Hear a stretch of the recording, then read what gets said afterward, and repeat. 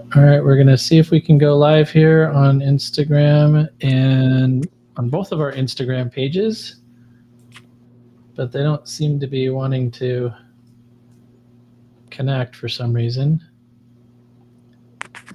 Oh, no, we got one of them.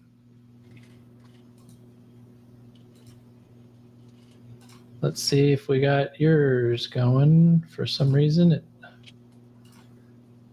wanted to pretend like we weren't playing. See if we can get it to connect on your Instagram. But I think we're on my Instagram. We are on Facebook. We are live on YouTube. Now we just need to get it to work. Oh, beautiful. Okay, we're going to have to shut down this one because we do not want to hear me twice.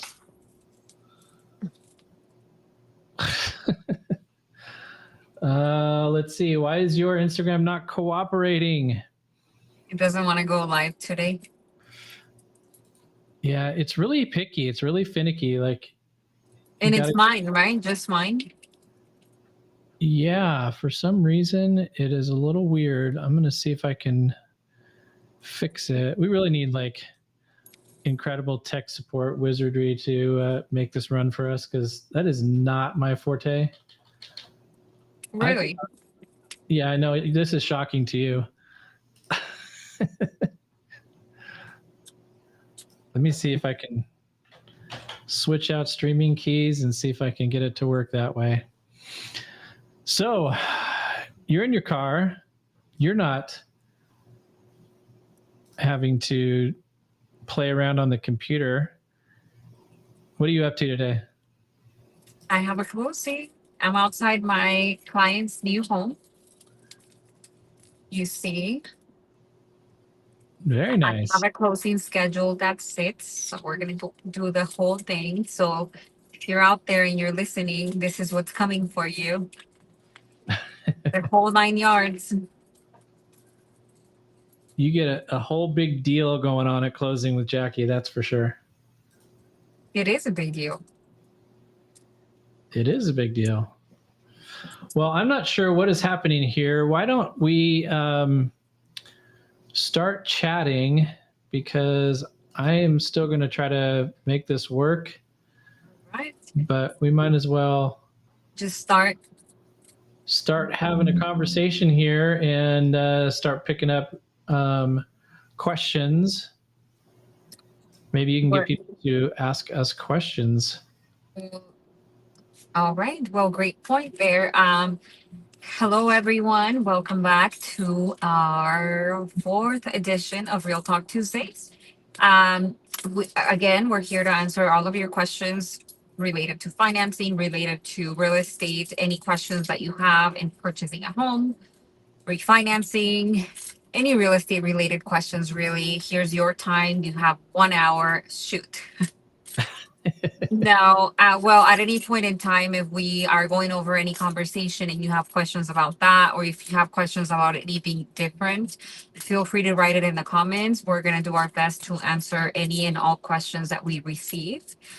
So thank you once again for joining us. Brian, my amazing co-host, is dealing with all the technical stuff while I'm just here staring at the camera. So, I think we should change one of these days, and I'll just get in my car and talk, and you can get on the computer and handle all these different windows and systems. Yeah, I'm sure that's going to work out great. So what's happening in your real estate world this week? Anything amazing that people should know about? Well, that's what I was going to ask you. Give me all the good stuff. Give me all the market updates. Like, what is going on with rates? What is going on with the market right now that you can tell from your end? Well, I was having conversations with a couple of different people, and I don't know if you've seen it too, but it's obviously been a buyer's market for a while, but there's a little bit of a lull right now from buyers.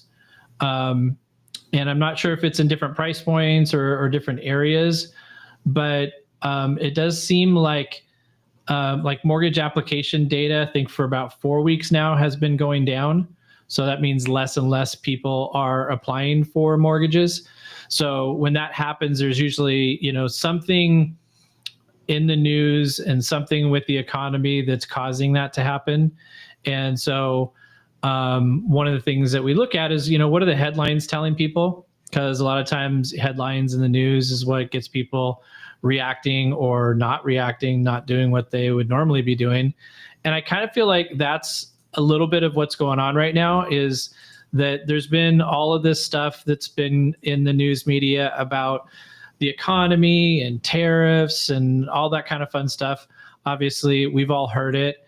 And I think that some of the talk about tariffs has started to subside a little bit, but there's still some of that out in the media that's wondering, is there going to be inflation because of tariffs and all those discussions. And I think what usually happens when we hear stuff in the news is it takes a little while for the news cycle to catch up in people's minds, I guess is a way to put it. I kind of feel like it takes about 60 days, and this is just, my gut reaction to what I think is happening. I feel like it takes a little bit of time for people to hear something on the news and then to start reacting and accepting whatever the news is talking about, and then go back to living their lives. So, for example, we were hearing all the tariff talk and, these escalating tariffs on China, and oh my gosh, it's going to crash the economy, blah, blah, blah. And people, I think, started to react to that and get a little bit worried about what was going to happen with the economy. And is inflation starting to be a thing? And so I think people start to pull back and say, well, wait a minute, let me sit back and just wait a little bit and see what happens before I make any decisions on things. And what I think they're not really recognizing yet is there is a sort of a temporary deal with China to pull back most of the tariffs to much lower levels while they negotiate out the long-term deal. There's been a deal with the UK. There's obviously been the president traveled to the Middle East, making all these deals, all this money in manufacturing is coming back.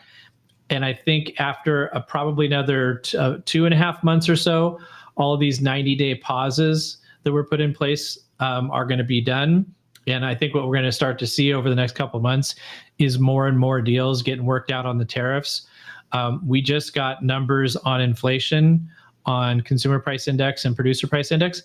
Those didn't go up. And there was a lot of experts thinking that there was going to be some signs of inflation going up from April. That didn't happen. So if we don't see inflation happen, that's a really good thing for mortgage rates, because mortgage rates, I think, are just sitting by right now and expecting inflation to happen.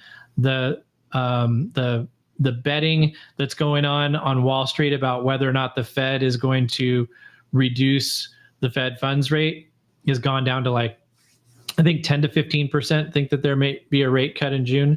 It was 65% last month for June. So I think there's sort of an anticipation that rates might be elevated for a little while, but the numbers really aren't backing that up yet.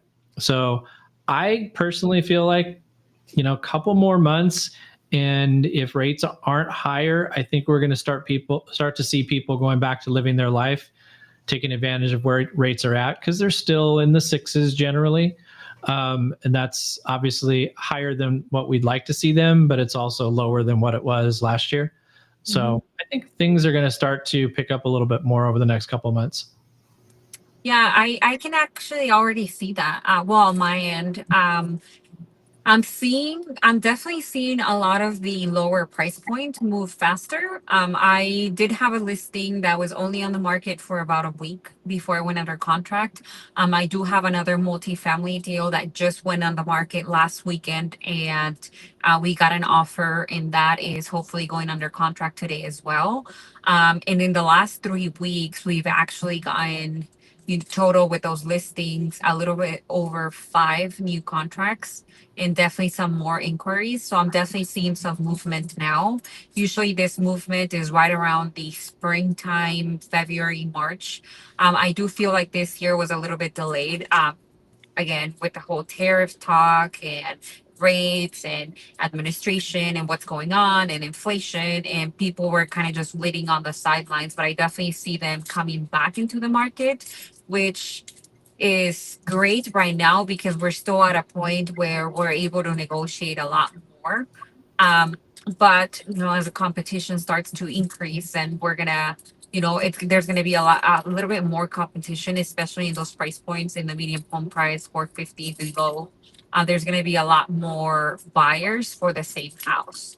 So it's definitely still an amazing time to get an amazing deal. But I do see more buyers coming into the market here in the next couple of weeks or even a month or so. Oh, Yeah, and I I think got the to price go ahead. points are a big deal too. Like you mentioned, at the lower price points, I don't know how much it really slows down because it's been so hard for so long for people to be able to afford to buy a house that when the opportunity does come, like for example, with good down payment assistance programs, people kind of have to jump on it because they didn't have a lot of opportunities in the past. So if they want to buy a house, you got to get going on it while the getting's good. And right Yeah. now, the getting's pretty good. Speaking of the the Home in 5 Platinum, last time the program was available, it ran out in a month, and a couple weeks, maybe 6 weeks. This time around, it literally was released like a little over a week ago, and now it's gone. All the funds are done. And that again is because buyers are taking on the opportunity of programs like this that have a lower than market rate that's covering the down payment to come in and purchase a new home. I'm also seeing a lot of people, this is the time around where they're renewing their lease. And a lot of these people a lot of my clients and a lot of the inquiries that I'm getting, everybody's paying over $2,200, $2,300 a month. So it only makes sense to pay a couple hundred more and to purchase a home, or even pay a little less depending on where they're moving um, to make the move into their own place rather than, every waiting around and every year paying a little bit more. I especially like in the outskirts right now, they're still able to get a very similar payment to what they're currently paying on rent. The biggest difference is obviously that the house is now their house. And number two is that going to the outskirts is going to allow you to get a little bit of much newer home, actually, not a little bit, a much newer home, better conditions, and up and coming areas that are going to boom over the years. So it's definitely a great opportunity to buy right now. And again, we're doing a lot of talking, so I do want to remind everyone that we are here to answer all of your questions. So if you joined and you're still listening, feel free to type in your questions. We are more than happy to answer those for you. This is your space. This is an hour that we reserve every week now, every Tuesday at 5 for you. So take advantage of it. You have the experts here in front of you, and we are happy to answer any and all questions that you have. I know that you're the one in control right now, Brian, the platforms, right? Is that So what you we are, call it? Control? Because I don't really feel yes. like I'm in a whole lot of control. Yeah. So we are connected right now on Facebook, YouTube, and Instagram. Do you see anything coming up? So I'm still having trouble getting your Instagram to go. I don't know what the issue is with that. Well, that's where all the buyers are at. I know. Well, we've got some joining on Instagram on my Instagram, and we usually have some on YouTube, but I can't open up YouTube because it starts giving me the echo of hearing me twice. But yeah, I mean, just as a reminder, like you said, if you do have questions, you can put it in on YouTube, Instagram, Facebook, wherever you're watching us. Put in the questions there. And if you do, and you have an interest in learning more about whether or not you can qualify, one of the incentives that we have for you to participate and ask those questions is that we're offering up to $1,350 in closing cost assistance, $650 of it in the form of an appraisal credit, and $700 of it in the form of a home warranty. And so Jackie gives the home warranty, I give the appraisal credit, and that's for people that close with us and that have inquired on this live stream. We don't have a time limit on when you take advantage of it. So if you inquire now and maybe you're not ready to buy for 6 months, that's okay. The only caveat to that is that if you are doing a down payment assistance program, because the down payment assistance covers all your down payment, and Jackie is so good at getting your concessions from the seller to pay your closing costs, we can't give the appraisal credit on down payment assistance programs, but we can do it on any other. And then you'll also still get the home warranty on down payment assistance programs. So make sure you type in your questions. If you do that, you can send us a direct message. If you have an interest in learning some more about what you can qualify for, we'll send you out that appraisal credit and home warranty coupon. And then, Jackie, we're doing this on Tuesday. It's not just Real Talk Tuesday. It's also, what is it?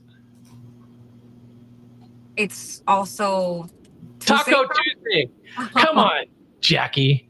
Like Tuesday talk? Speaking of down payment assistance, I know that I mentioned this earlier, but if you just logged in, I'm sitting outside. I'm going to show you all my client's new home. She was able to take advantage of an amazing down payment assistance program. Like Brian said, I was able to negotiate all of the closing costs. She is actually getting her full earnest money deposit back. So what does that mean? That means that she is going into this 5-bedroom home here in Casa Grande for $0 out of pocket. That's amazing. And you can be that person too. Yes, it is. She's so happy. She's finally closing. She lives here in Casa Grande. She works here in Casa Grande. So it's going to be great. And again, this is due to the help of the down payment assistance program, me negotiating all of the closing costs. So if you may be thinking of purchasing a home or renting a home, and you're thinking about how much money you have to come up with, I have clients that inquire to rent homes. They're having to bring in deposit. They're having to bring in a monthly rent. That's over $5,000, $6,000 that they have to bring in just to rent this house. And for $0 or even a little bit more, let's say $2,500, you can be a homeowner. You can get a lower than market rate, and you can get a huge house just like this one, beautiful home for very little down. So if you do have any questions, if you are ready to get started, if you just want to know where you're at with your finances, we are here for you. I know that a lot of the times, maybe you may have a lease that ends in December or November or even next year, but it's still a great time to look into where you're at right now and what you need to do to get ready.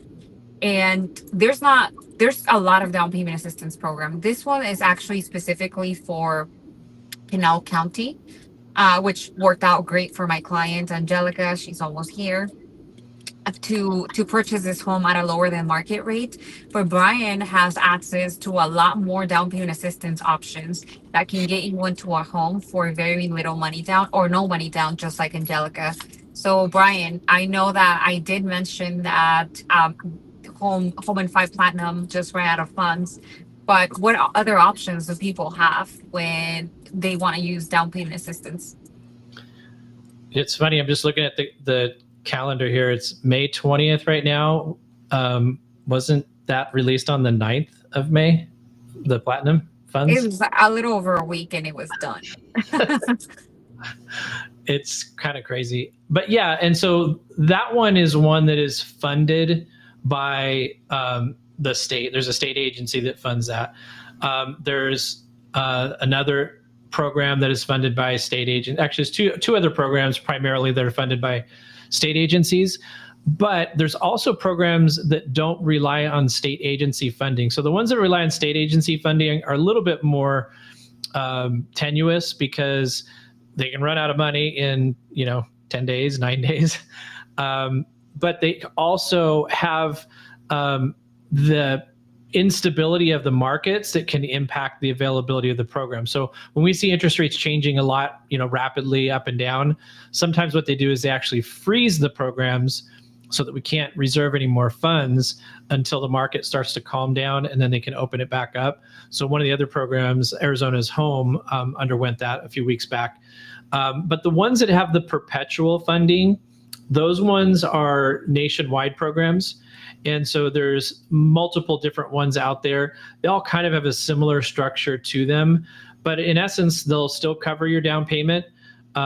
They usually don't have much extra in terms of the closing costs, but even with the Home in 5 program in Arizona's Home, there's only 0.5% that goes toward closing costs. So there's not that much going toward it. I mean, you can cover that extra 0.5% in your negotiating skills, right? Of course. So, but the other ones, you have less risk of them running out of funds. The one downside to it is the interest rates are a little higher. So, you won't be a below market rate like you would with some of the local agencies, but they would be more like market rates, maybe slightly above market rates.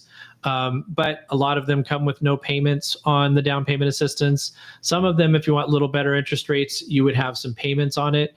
But oftentimes those payments end up working out to be the same or lower than if you chose the option with no payments, because you get a little better interest rate on the main loan if you do make some payments on it. So really at the end of the day, it's just looking at your situation and figuring out what are the options. We put them side by side, present them to people, and then let them choose what they want to do with it. Now, one of the things though that I just was dealing with this yesterday, and talking to some folks, and you probably hear this a lot because you were talking about like how much can you get into a house with, and there is some money, even if you get down payment assistance and if you get all of the closing costs covered by the seller, that money doesn't come from the seller until we actually close, but there's money that's got to be paid up front. Why don't you talk about what the out-of-pocket money looks like on a typical situation, and then how can they maybe get some of that back at the end? So anytime that we write a contract, we have the earnest money deposit. That is something that is giving in a contract to just show the seller that you're doing this offer in good faith. And that money is sent to a title company upon contract acceptance. Typically, we like to do that at 1% of the loan amount. So if you're purchasing for $400,000, then that's $4,000. The amount can change. It's typically 1%, but it could be less. It could be a little bit more.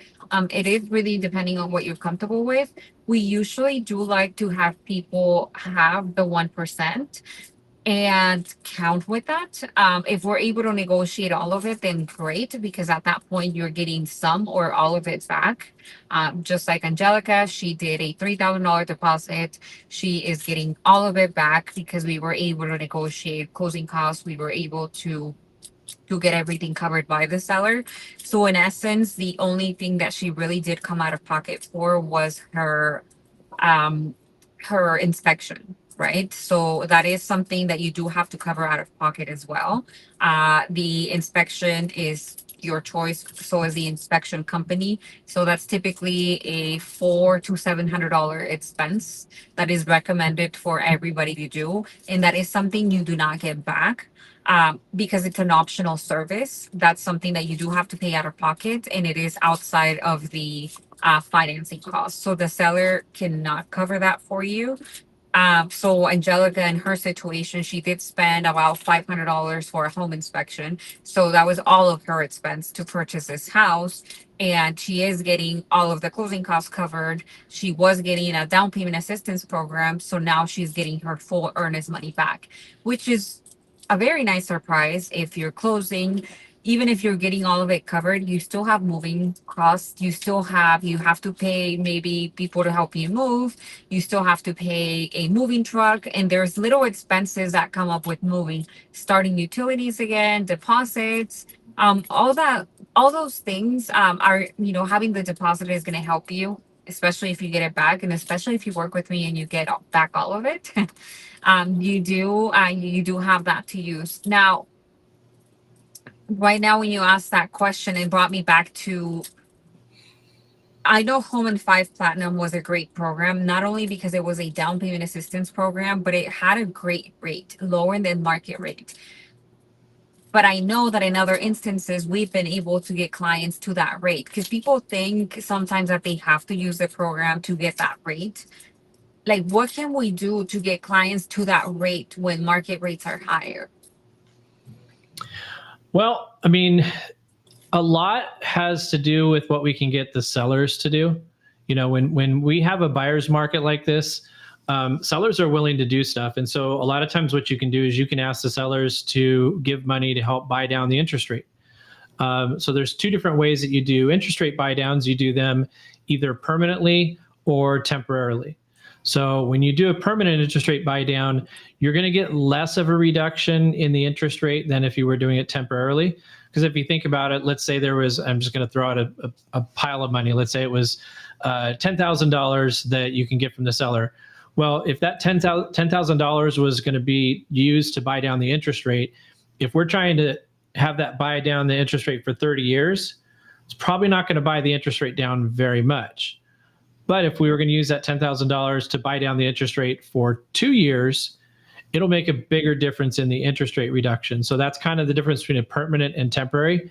So for example, a temporary buy down, the most common one we see is a 2-1 buy down. And what that means is the first year, you're going to get payments calculated at 2% lower than the note rate on the loan. So again, just making up numbers here, let's say the note rate was 7%, your payments would be calculated on 5%. Then after the first year, your interest rate is 1% lower than the note rate. So your payments would go up. They would go calculated based on 6%. And then after the second year, it would go up to the note rate of 7%. The reason that temporary buy down is super popular right now is because what's basically happening is if your payments were calculated at 7% and then you go calculate them at 5%, we figure out what is the difference in the payment. Let's just say that was $500. Again, just making numbers up. $500 a month in lowered payments, that's got to come from somewhere because the investor that's making the loan is still expecting to collect 7%. So what we're doing is we're getting $6,000, which is $500 a month for 12 months. We're getting $6,000 from the seller. And then the second year, let's say the payments were $250 lower during that second year. Well, then that's another $3,000 that we need to collect from the seller in order to fund this temporary buy down. So basically that would be $9,000 in cost. What happens is the seller gives that credit at closing. It's held by the lender in a separate, what we call a subsidy or a buy down account. And as you're making your payments, if you're making that $500 lower payment during the first year, they're going to take $500 out of that subsidy account and then send it to the investor. Well, if interest rates in the marketplace go lower in less than 2 years, and you decide, okay, this is a good time for me to refinance, then what ends up happening is all the money that's still left in that subsidy account that you didn't use would actually go to you, not directly to you, but it would be applied to your balance on your loan to pay down the balance on your loan. And then that way you're refinancing at a lower loan amount. So you still get the benefit of decreasing your payments because your loan amount has to be lower when you go to refinance. The difference on the permanent interest rate buy down is there is no separate subsidy account. They're just paying upfront to lower your payments, lower your interest rate forever. So the downside to that is if you paid that same $10,000 to buy your interest rate down, let's say it was, I don't know, 0.75%, again, just making up numbers, then what happens is if you go to refinance because market interest rates went down by 1%, well, then all that money that you spent on that permanent interest rate buy down, that's all gone on day one of doing that first loan. So you would have ended up wasting a lot of money because there's no way you would have made up $10,000 worth of savings in a short period of time. Most of those permanent rate buy downs take about 5 years to recover the upfront cost in the lower monthly payments. So it really depends on like which way to go. It depends on whether or not you believe interest rates will go down in the future. If you think rates will go down like a lot of people do, then it probably makes more sense to do that temporary buy down. That way you're not wasting any money or losing any money if the market rates go down. But if you feel like, you know what, I don't think rates are going to go down, then maybe that permanent interest rate buy down is a better way to go. What do you think about rates going down? Do you think that's going to happen? I know you have a toy somewhere, so bring it. Jackie, this is Show not us. the show. Show us. Not that toy. It's back there. Yeah, I'll get out and prove how good I know interest rates. So this is what they do in the marketplace to figure out where rates are going every morning. They break out the crystal ball and they polish it up and brush it up and try to figure out, okay, which direction are they going? No, we don't really actually consult the crystal ball. But generally, people think that rates are going to probably go down. Nobody can tell you when or how much. Sort of the prevailing thought process right now is that based upon the difference between the treasuries, the 10-year treasuries, and where mortgage rates typically are, there's usually a spread, the difference between those. So the 10-year treasury is lower than mortgage rates. It tends to be historically closer to 1.5% to 2% difference. Right now, it's closer to 2.5% difference. And so with the treasuries, that's why people watch that 10-year treasury. It's a little over 4 right now. Well, at a little over 4, if we were at a historically normal spread between those two, we should be closer to a little over 6%. Right now, those spreads are a little higher than normal. So we're higher into the high 6s and 7 range. So if those just get back to normal and we don't have escalating inflation, if we do start to see some price declines in some areas with energy and food, those are things that have been coming down, then we could see some decreases in rates. I don't think there's anybody out there that's predicting that getting it into the 5s in the rest of this year. I think if we can get into the low 6s, that will be helpful. But I think long term, you know, for the last 20 years, outside of the last 5, which have been kind of crazy, we've normally seen rates in the 4s to 5s. So I don't think that's outside of the range of possibility, but I don't think anybody anticipates it happening this year. There's just a lot of changes going on in the economy. And I don't think that's going to lend itself to seeing like stability to get us down into the 4s and 5s, maybe high 5s, but I doubt the 4s. I'm hoping for a 4. We can hope a lot. That would be nice. I actually did a 2-1 buy down myself with my purchase. We closed on our home at the beginning of 2023. And to us, it was very beneficial at the time. Interest rates were about the same, actually, like around high 6, 7.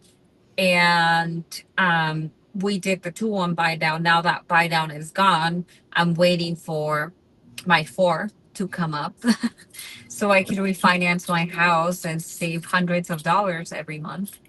But truthfully, 4% rate. Will Jackie end up with a 4% rate? Not anytime in the future. what? It's like 20 years into your mortgage. I mean, maybe in 2 or 3 years, maybe we can hope for that to come back. Yeah, well, the nice thing is that you're still qualified based on, like, you know, from my experience, I know that you won't get qualified based on a payment that you cannot afford. And they still qualify you based on the end payment, not the one with the temporary buy down. So based on your qualifications, you're still under a certain debt to income ratio, which in theory, like it means you can afford the payment. If you're getting approved for it, is because you can afford it. And if you can afford it, then you know, then it's just a nicer price. If rates do go down to 4%, then I can refinance and save a lot of money in interest. But if they don't, I can still afford the payment. Yeah, I'm going to be Mr. Compliance person and say Recommend people to go into the 2-1 buy down. I do personally. That's just, I'm not a lender. But I do think it's a great option, especially we're getting you a little bit more to work with concessions. Whenever I put in offers, I usually do a little bit of research, look at comps, look at different things, pricing terms. And I always try to shoot for more concessions. And the reason why I do is because it benefits you a lot more to get $10,000 in seller concessions credited to your closing costs and potentially a small rate buy down other than doing 10% off the price. How much is 10%? That would be nice. $10,000. How much would that impact someone's payment if they took $10,000 off the purchase price? Let's say the home was listed at 450 and I offer 440 instead of asking for closing costs. How much would that impact someone's payment? That $10,000 difference, Oh, you're really going to give do or this to take. me? I'm asking you. It's a question. Are you paused? Thank you. I Are you there? don't do math in my head Hello? anymore. I'm still here. Can you Brian? not hear me? I am still here. Hello? Your phone went out for a second because I don't know if you got a call or what, and then Brian? you came back. I Are believe you that still I there? can. Hello? I am still here. I think we're having a little bit of an issue there. Brian? I can hear you now. I don't know if you can hear me. The fun of technology. We couldn't even get onto Jackie's Instagram today. Hello, can you hear me? Yep, I can hear you. Okay, did you hear anything I said? Yeah, I heard you, but I think you just couldn't hear me because you got like a call or something that came through. Yeah, and I was like, Brian. Anyways, I asked you a question. Did you answer that question? Yeah, what I said is you're really going to put me on the spot to do math, figuring out payments in my head. Like, Yes. Of course, no. you're the lender. Yeah, except I use computers for everything. So what did you want to know? You wanted to know for every $10,000, what is the difference How much in? of a difference is that, of an impact does that make on someone's payment? I'm gonna guess, let's say $70, but A I'd have month. to do it. Okay, so now my question to you is I mean, obviously over time, right? But if you're thinking that you're going to refinance sometime soon in the next 5 years, then it's 3 years. What's better, saving $70 a month or saving $70 a month for the next 3 years, or saving $10,000 up front and getting a little bit of savings in your monthly payment? So that confused me.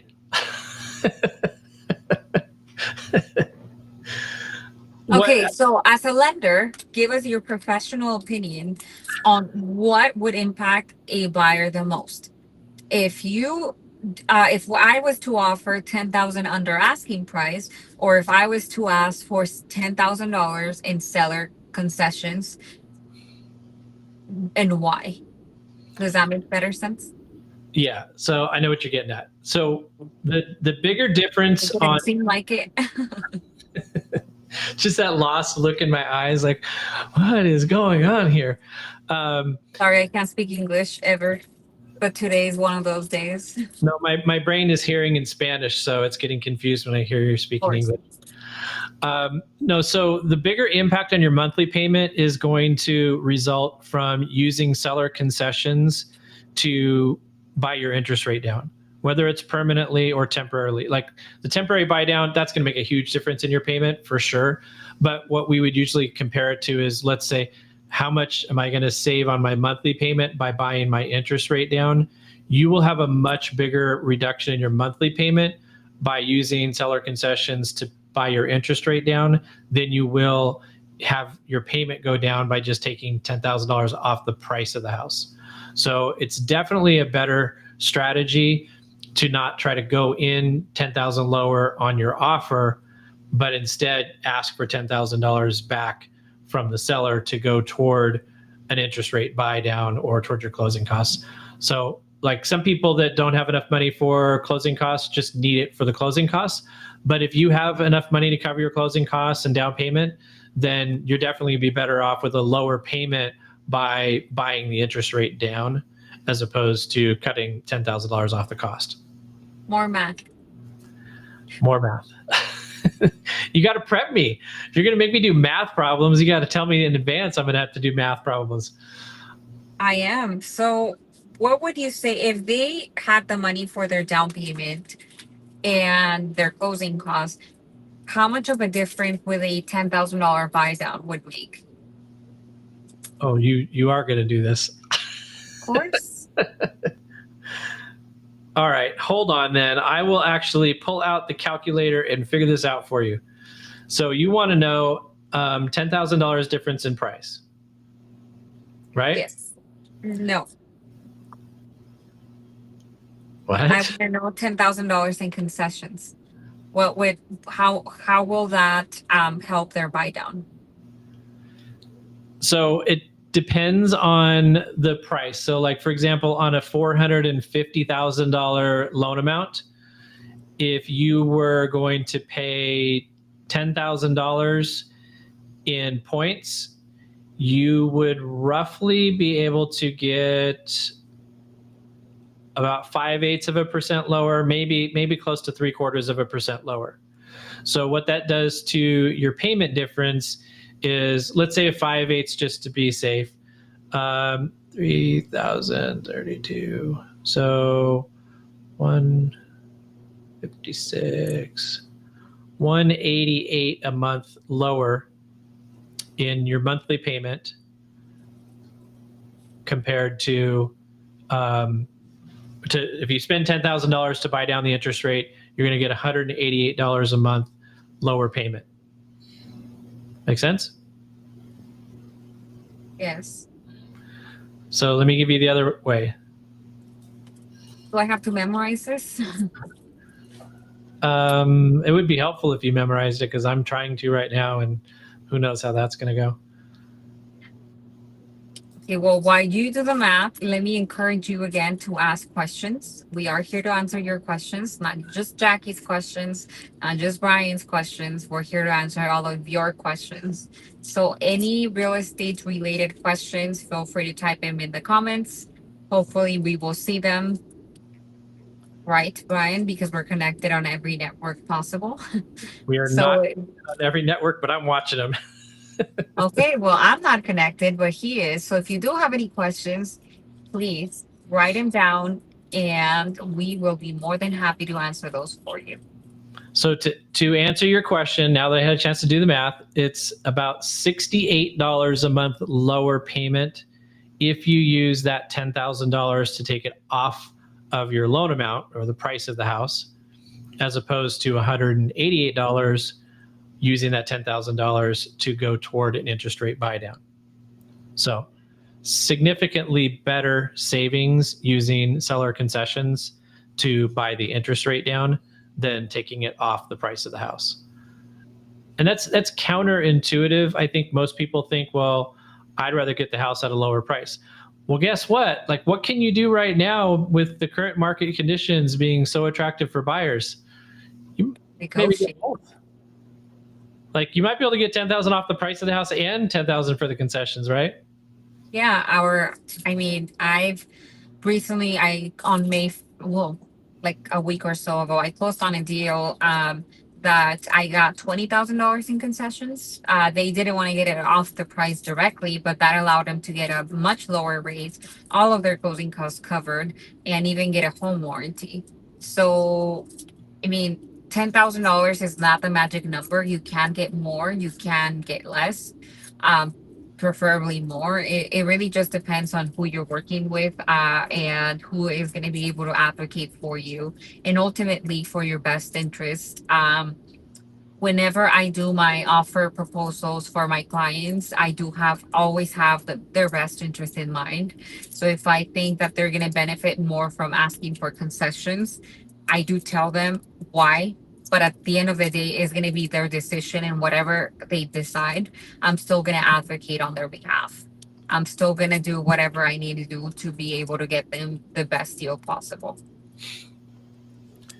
So I had a question come in here, and this is probably something that I'd have to field for it.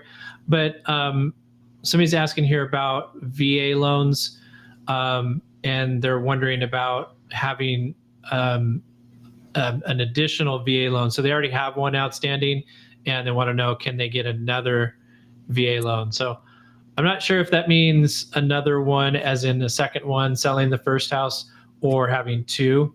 So Why don't you answer both? yeah, and the answer is you could do either of those, like you said. So if you have a VA loan, you've used it one time, and then you want to sell that house and go buy another house and use your VA loan again, that is definitely something you can do without any problem. You can do that with zero down, because what you're doing when you sell your house that you have a VA loan on is you restore the entitlement that you are using to be able to get the VA loan. So without getting too complicated on it, the VA says you have a certain dollar amount of entitlement that you can use. And if you pay off your loan, you pay it back, it restores you back to 100% of the entitlement that you get. So you can go get another loan for 100% down or 100% financing. No problem, easy. The other scenario that a lot of people actually don't realize is that you can actually have two VA loans outstanding at once. So you can go buy a house, have your VA loan, a few years later decide you want to buy another house, but you don't want to sell your first house. You want to actually keep it and turn that into a rental property, which is actually a really good strategy. We can talk about it if you want to. But what we do is we use something called a bonus or a secondary entitlement. We figure out how much did you use the first time, and then what's the price of the house you're trying to purchase, what is the loan limits for conforming loans in the county that you're purchasing, and then based upon that math, we've got to do a calculation and figure out how much entitlement do you have remaining, how much do we need to cover the 25% guarantee that the VA gives, and that'll tell us, do you have to put a down payment down? So if you're buying a less expensive home, a lot of times you may even be able to get 100% financing on your second VA loan, keeping the first one outstanding. But if not, the down payment still tends not to be super high. A lot of times it might be 5 or 10% down, but you get all the other benefits of a VA loan, being low interest rates and no mortgage insurance and all that kind of good stuff. So if you do have a VA loan right now and you want to know how much you could qualify for and still get 100% financing, you can definitely send a direct message to me, and we can do that math for you to figure out what you can qualify for and still get 100% financing. We actually just had a question recently asking if it made a difference if this person was a veteran or not. So why don't you tell us all of the amazing benefits of the VA loan, since we're just talking about VA loans? Yeah, I mean, the VA loan, anybody that does them will tell you it's the best loan that's out there for a number of different reasons. The first one is you get a really good interest rate, so better than a conforming loan, which is what most people think of. It'll be similar to an FHA loan. You obviously get zero down, so no down payment required. That's a huge, huge benefit. The other thing is that you have no monthly mortgage insurance. So on your conforming loans and your FHA loans, if you're not putting 20% down on your conforming loan, you have a monthly mortgage insurance cost that doesn't do you any good. As the homeowner, it protects the lenders. On the VA loan, there is none of that monthly mortgage insurance. So your monthly payment is going to, in all likelihood, be a lot lower on the VA loan than it would be on other loans. The other thing is it doesn't have any minimum credit score requirement. Now, if you're talking to a bank or some mortgage companies, they may tell you there's a 600 or a 620 credit score. That's not actually true. The VA does not have any credit score requirements. However, the lenders that are making the loans, they may have minimum credit score requirements. So you have to make sure that you're dealing with a lender that doesn't have any more restrictive rules, which we call overlays, to make sure that you can take advantage of it without having any certain credit scores.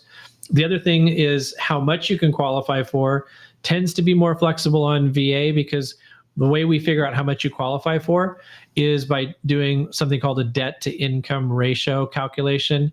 And to keep it simple, it's basically how much are you spending on a monthly basis on all of your debt payments, including the new house payment that you're going to plan on buying, We divide that by your gross income before you have all your taxes and other withholdings. And on other loan programs, you're going to be limited usually to around 50% of your income. There's some exceptions to that. But on VA, there actually is no maximum debt to income ratio that you qualify with. There's something else that we do, and it's called the residual income calculation. That's just a fancy way of saying how much money do you have left over after you pay all your bills and your utilities and house maintenance. So there's some extra stuff we add into there. But there's a formula that we do, and based on the size of your family and what part of the country you live in, you have to figure out, do you have enough money left over? And it's not a high bar. It's usually in the $800 to $1,200 a month range. So if you got that much money left over, you meet those residual income requirements, then you can qualify. We've gotten deals done for veterans where that debt to income ratio is 70, even 80% instead of the 50 that you're going to be limited to. I actually just closed last week $1.5 million loan, VA loan, My client is here. 62% on the debt to income ratio. So much more attractive way to qualify. The other thing too is they're actually assumable. Not that we recommend that people let other buyers assume their VA loans, but that's something that you guys are hearing about a lot promoted, is assumable VA loans, right? Yes, assumable VA and FHA loans. My client is here. I actually need to tell her to get back in her car. That's okay. You can tell her to get back in the car. I'll talk about the assumable loans while you do that if you want to, because that is something that we're hearing about a lot from people. Is a lot of real estate agents are promoting, and there's companies actually out there promoting that you can assume VA loans and you can assume FHA loans.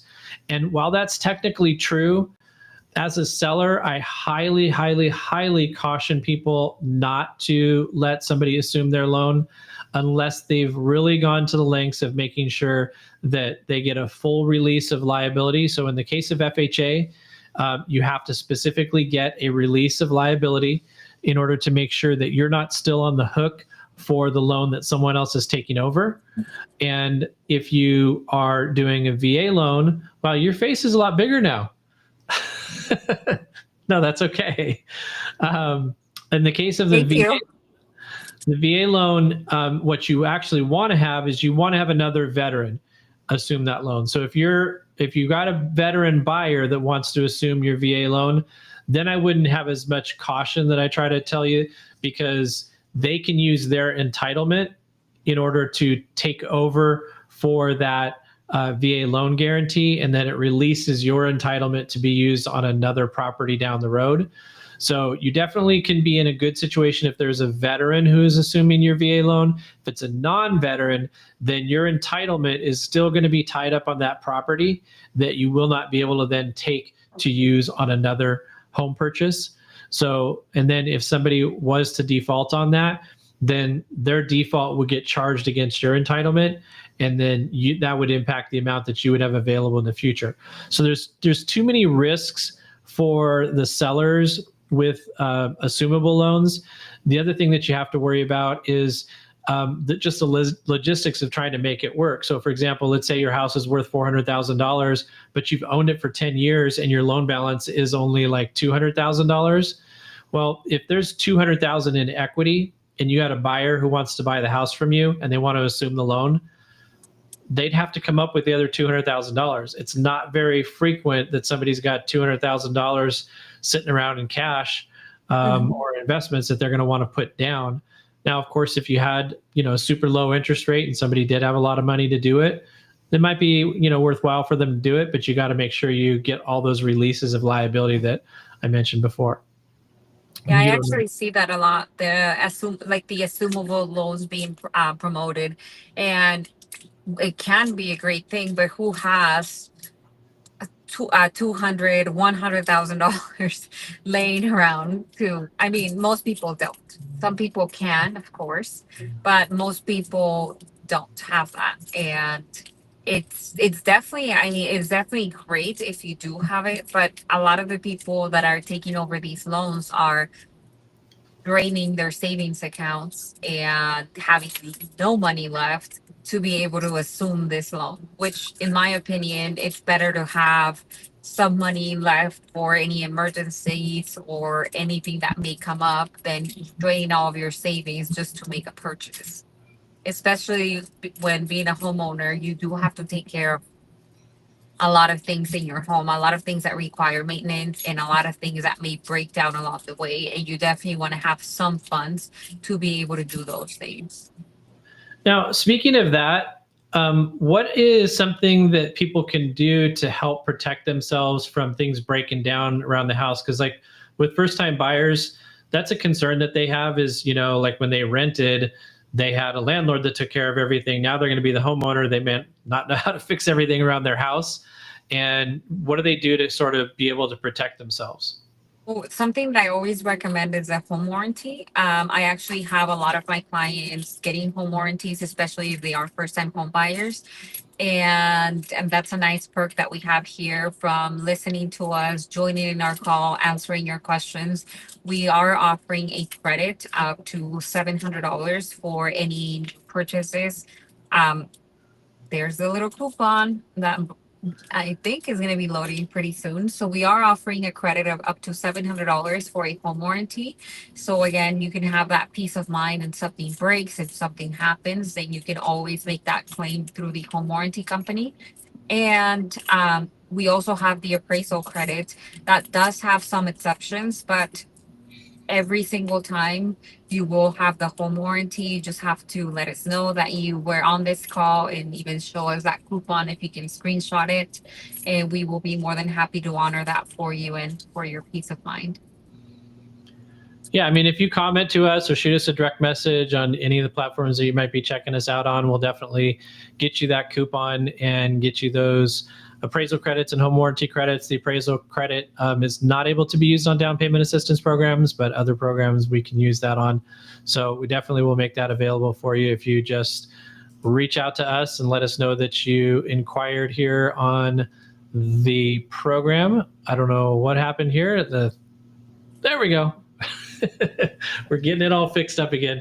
Yeah, technology has not been cooperating. So unfortunately, I think all your friends on Instagram didn't get to see you today on Instagram, but they are seeing you on Facebook. So we will try to fix that next time.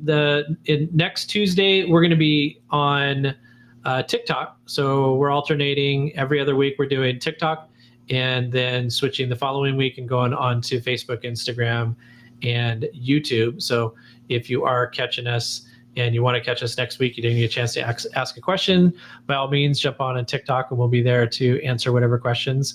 Since I don't see any other questions that have come in here, I'm going to actually let you cut out a few minutes early since I know you've got a client waiting there patiently and you have a surprise to deliver, which is one of the cool things about working with Jackie, is you get to have a wonderful experience getting your keys to your new home. Yes, absolutely. So, well, bye. Thank you for joining. Don't forget, next Tuesday, 5. And if you do have any questions that we didn't answer today, feel free to send us a DM, or I don't know if this post will stay on, but send us a DM and we will answer it right there and then or on the next session. Bye. Yes, we will. Thanks a lot. Have fun at your key delivery.